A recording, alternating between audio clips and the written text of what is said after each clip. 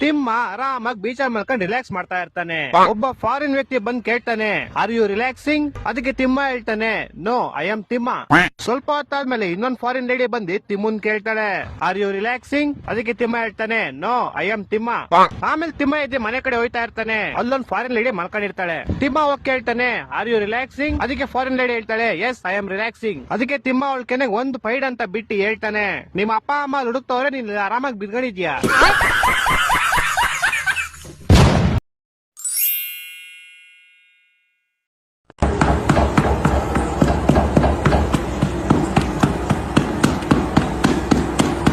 ಗಟ್ಟಿಯಾಳು bullet, ಗಟ್ಟಿಯಾಳು.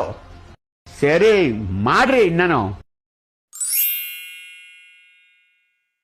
ಎತ್ತಿಗೆ ಬಿಡ ರೋಡ್ಗೆ ನಡೀರಿ.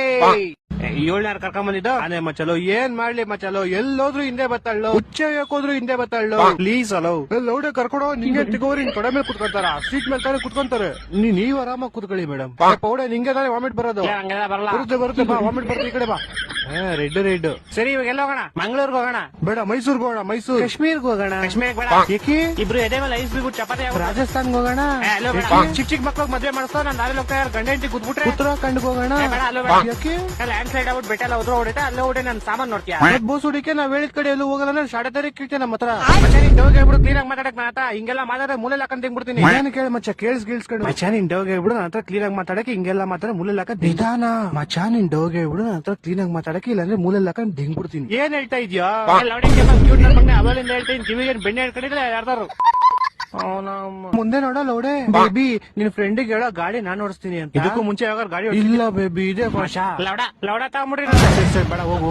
ಪಾವೇ ಸಕ್ಕತ್ತಾಗಿರ್ತಾರೆ. ಅಲ್ಲೋಗ್ಬಿಟ್ಟು ತುಂಬಾ ಫೋಟೋಸ್ ಹೊಡಿಸ್ಕೊಂತೀವಿ ನಾವು. ಆಂಗಲ್ ಹೊಡಿತೀವಿ. ಲೌಡೆ ಹೊಡೆದ್ರೆ ಮಕ್ಕ ಕೆಂಪುಗ ಉಡಬೇಕು. ನಾನ್ ಫೋಟೋ ಬಗ್ಗೆ ಹೇಳಿದ್ದು ಹೋಗಿ ಮೋರಿನ ಪಟಾಸಿದೆ ನೀನು. ಲೌಡೆ ನಮ್ಮ ಮನೆಗೆ ಹೆಂಗೇರಿಲ್ ಐತೆ ಅಂದ ತಕ್ಷಣ ಮೋರಿ ಪಕ್ಕದಲ್ಲೇ ಐತೆ ಅಂತ ಅಲ್ಲ. ಮನೆಗೂ ಮೋರಿಗೂ 50 ಮೀಟರ್ ಡಿಸ್ಟೆನ್ಸ್ ಐತೆ. ನನ್ ಮಕ್ಕಳು ದೇವರಾಡಿ ನೀನ್ ಹುಡುಗಿ ಆಗಿದ್ರೆ ನಮ್ಮನ್ನ ಎದೆ ಮೇಲೆ ಓಡ್ ಸಾಯಿಸ್ಬಿಡ್ತೀನಿ.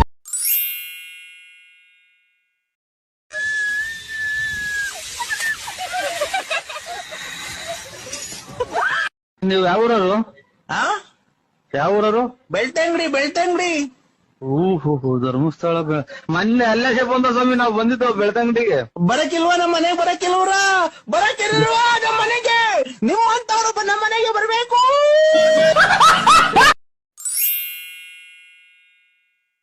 ಎಲ್ಲಾರು ದಯವಿಟ್ಟು ಕ್ಷಮಿಸ್ಬಿಡಿ, ರೀಚಾರ್ಜ್ ಜಾಸ್ತಿ ಮಾಡ್ಬಿಟ್ಟೆ. ಏನ್ ಮಾಡೋದು, ಮಗನ್ ಮದ್ವೆ ಮಾಡ್ಲೇಬೇಕಲ್ಲ. ಈ ಸಲ ತಾಜ್ ಮಹಲ್ ತಗೊಂಬಿಡೋಣ. ರಿಸೆಪ್ಷನ್ ಅಲ್ಲೇ ಮಾಡೋಣ, ಸಕ್ಕತ್ತಾಗಿರುತ್ತೆ. ಜಿಯೋ ಯೂಸರ್ಸ್ ಹೋದ್ರು. ಒಂಚೂರು ಕಸ ಗುಡ್ಸ್ರಿ, ಎಷ್ಟು ಧೂಳಾಗೈತ್ ನೋಡ್ರಿ. ಯಾರಿಗೆ ಕಸ ಗುಡ್ಸೋದು? ಒಂಚೂರು ಸಾಂಬಾರ್ ಐತಾ? ಅನ್ನ ಮಾಡಿದ್ರೆ ಸಾಂಬಾರ್ ಮಾಡಕ್ ಗೊತ್ತಾಗಲ್ವಾ?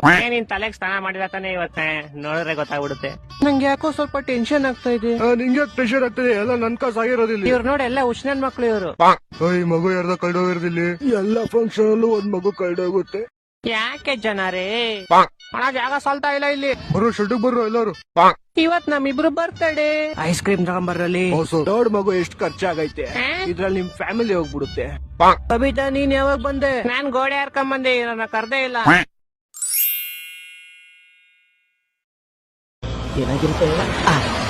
ಹಲೋ ಅರ್ಜೆಂಟ್ ಆಗಿ ಜನರಲ್ ಹಾಸ್ಪಿಟಲ್ ಹೋಗ್ಬೇಕು. ಕೂತ್ಕೊಳ್ಳಿ.